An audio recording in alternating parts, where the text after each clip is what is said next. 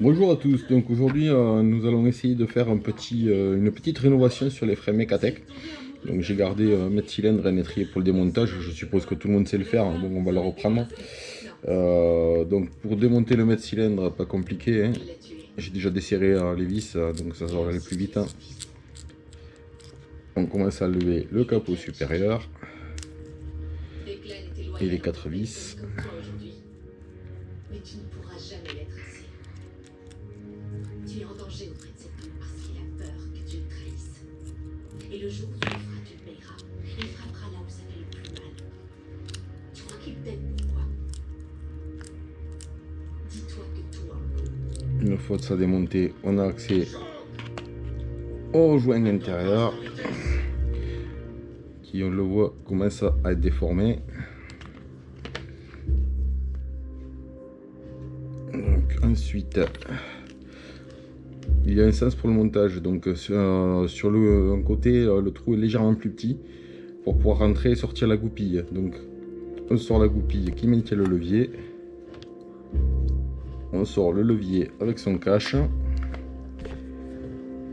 La pince qui va bien pour retirer le circlip qui est dedans. Voilà. Ensuite, on démonte le raccord. On sort le piston. On sort le ressort également. Et notre maître cylindre est démonté entièrement. Ça, c'est la première partie. Démontage de l'étrier, pareil. Rien de bien compliqué. On fait surtout gaffe hein, de ne pas perdre les petits ressorts quand on va avoir levé la première plaquette.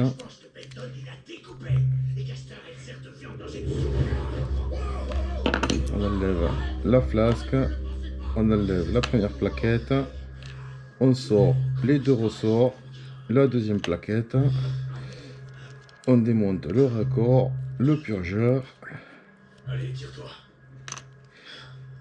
Et là, ensuite, il faut sortir les pistons. Donc là, c'est la partie la plus, on va dire la plus chiante à faire.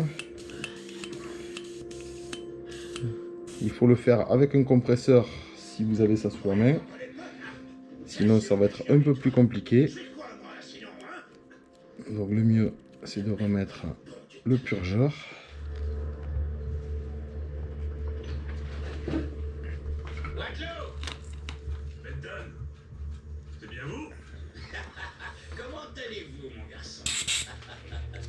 Je fais avec ça, donc le mieux c'est quand même d'avoir une soufflette. Hein.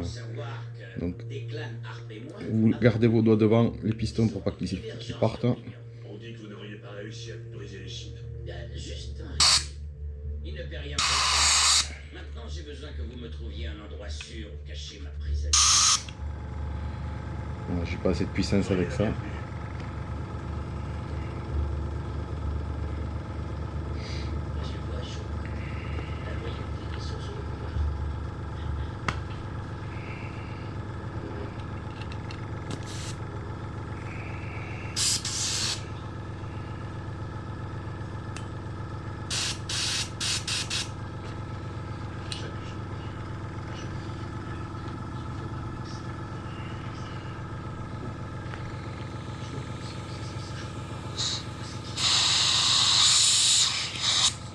Oh, allez, le premier est sorti. C'est pas le meilleur moyen, hein, ce que je suis en train de faire là.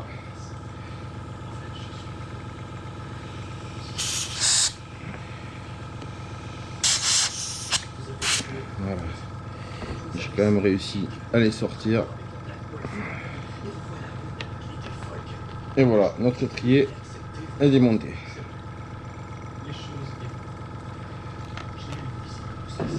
Donc, pour procéder au remplacement de tous les joints, voilà, une pochette de joints, il y a tout dedans.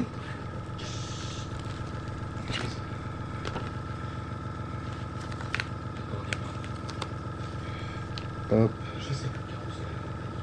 On va sortir juste ce qu'on a besoin pour faire la remise en état de ce qu'on a là.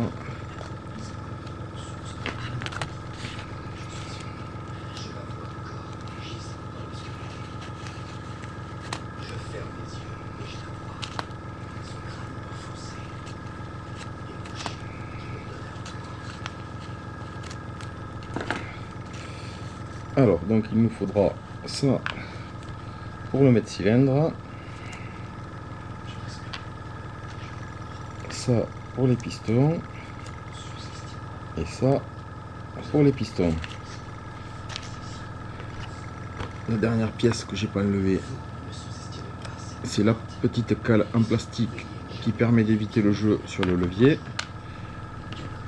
Voilà, nous allons avoir besoin aussi de ça pour faire un montage propre et pour éviter que les joints ne s'abîment au niveau du remontage. Donc toutes les anciennes pièces, le piston on le met de côté.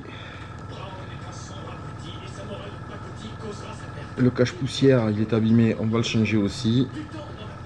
Celui-là est bon. Hop, ça on le démonte aussi. Donc on prend le pot de graisse DOT, on en met un petit peu sur le doigt. Alors surtout de la graisse DOT si vous roulez au DOT, du LHM si vous roulez au LHM. La graisse DOT vous pouvez y aller, il n'y a pas de souci, c'est miscible au DOT bien sûr.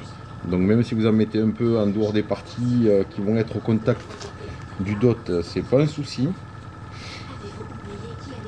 Donc avant de tout remonter, quand même, moi je vous conseille de tout passer dans un petit bac à ultrasons pour tout nettoyer correctement. C'est quand même beaucoup mieux de remonter un truc propre. Il peut y avoir des impuretés à l'intérieur. Donc on vérifie les plans de joints, que rien ne soit abîmé, qu'il n'y ait pas de rayures. On vérifie le piston aussi à l'intérieur, qu'il n'y ait pas de poussière qui soit dedans, qu'il n'y ait pas de rayures non plus. Et donc au remontage, on prend le ressort, on remet le ressort, on prend le piston, plutôt dans le bon sens, ça serait mieux. Avec la graisse, ça rentre tout seul.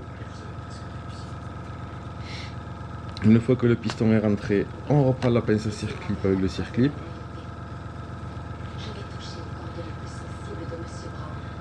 Là,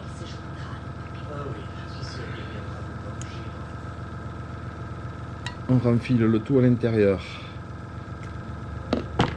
Voilà, on vérifie qu'on soit bien dans la gorge.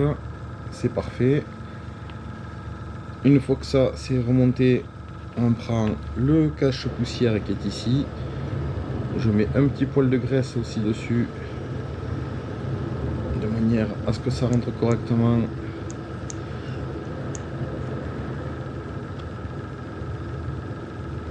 On met le cache-poussière.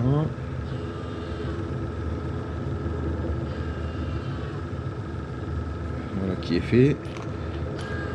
Ensuite on prend le levier avec son poussoir, on l'insère, on le met en place, on reprend la petite goupille qui rentre par ce côté.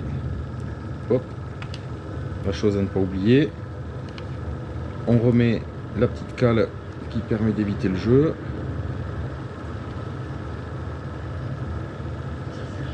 On met la goupille. On met le tout correctement à l'intérieur. Voilà. Le piston est remonté. Ensuite, la deuxième partie, on reprend un peu de graisse. Moi, j'hésite pas, j'en mets. Je préfère qu'il y ait un peu de graisse partout et que tout soit bien monté et ne pas avoir de problème plutôt que monter à sec. Ensuite, vous mettez le joint par-dessus. Là, même opération.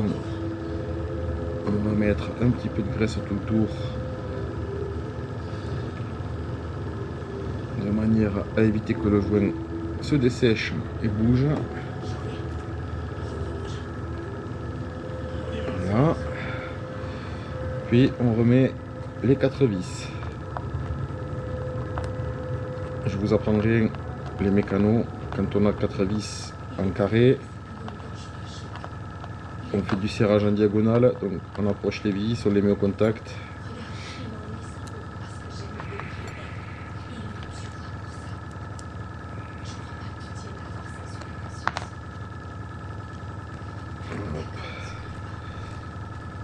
La seconde vis. Une vie à toi. Tu as peut-être une famille. On évite de forcer si ça se vise pas droit. Ça évite de tuer les piletages. Et surtout d'abîmer le taraudage du mètre cylindre. Voilà, toutes les vis sont accrochées. Parce que tu trouveras ton Une fois que tout est en place, il te faudra sa protection. on procède au serrage. Hop, Ce que je veux, c'est les papiers pour divorcer, rien de plus.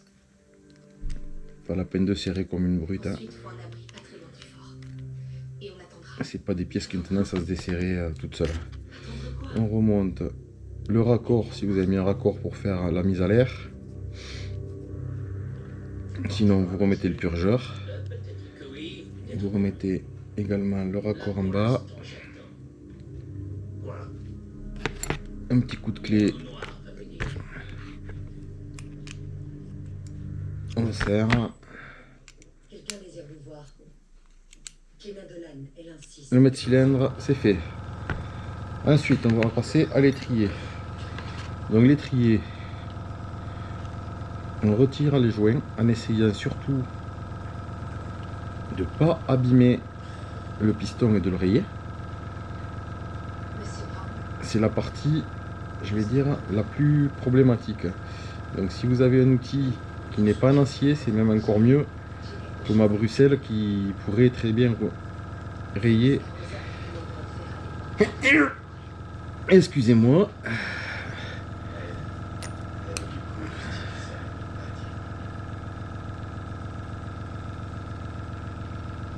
après ce qui s'est passé, j'ai voulu découvrir de comme j'aimais. Et je me suis dit que vous voudriez peut-être l'avoir. Voilà. Ils sont un petit peu durs à enlever.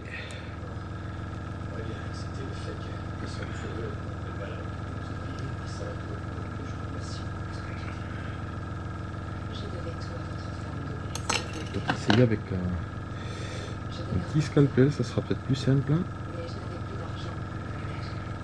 Et nulle part où aller, jusqu'à ce qu'elle ne prenne pas ce qui nous a empêché de tomber tout droit dans le paradis. Toujours pareil, faire très attention à ne pas rayer le piston. Une situation compliquée. Le spi, moi j'aime bien l'enlever en passant par derrière. Tout en faisant gaffe, pareil, à ne pas rayer.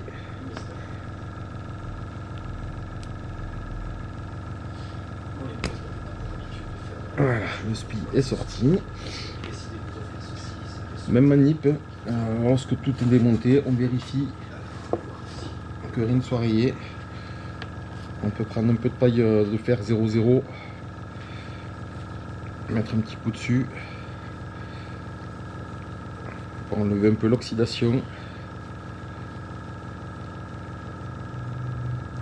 Ça permet de mieux vérifier en même temps.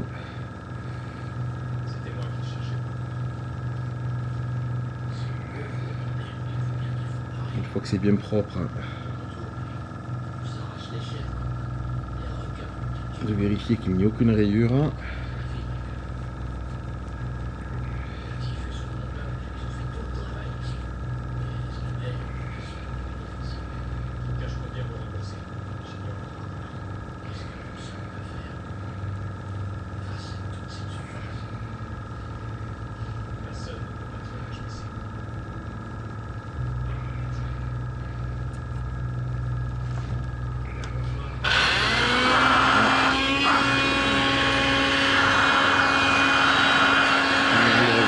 Toute la limaille qu'il peut y avoir de la paille de fer pour éviter d'en remonter à l'intérieur des étriers. Un petit coup d'air pour finir de le nettoyer.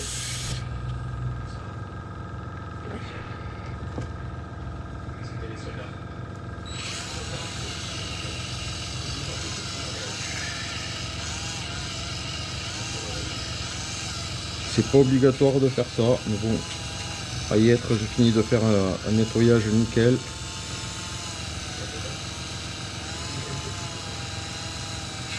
J'aime bien remonter mes pièces avec des plans de joints qui sont propres.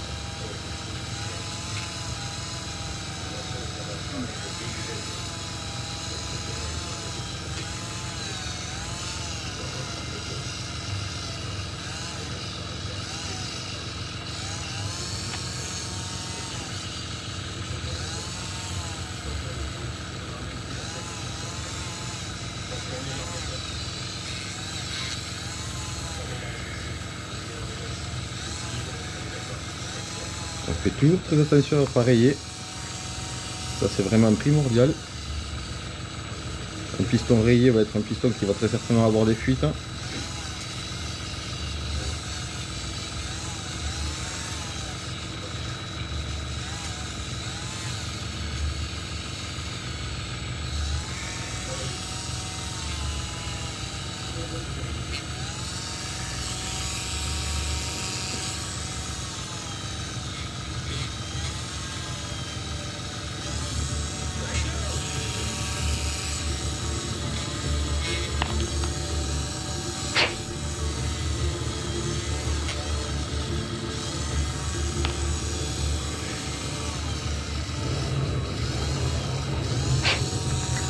Ok, les pistons sont propres.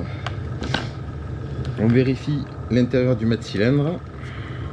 De l'étrier, pardon. Donc, on vérifie toujours qu'il n'y ait pas de rayures, qu'il n'y ait aucune saleté dedans, que les plans de joint soient propres. N'hésitez pas à mettre une petite soufflette sur les pièces avant le remontage. Ça peut pas faire de mal.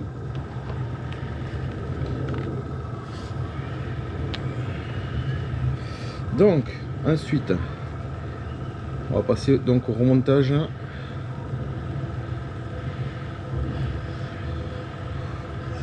Un petit peu de graisse sur le pourtour.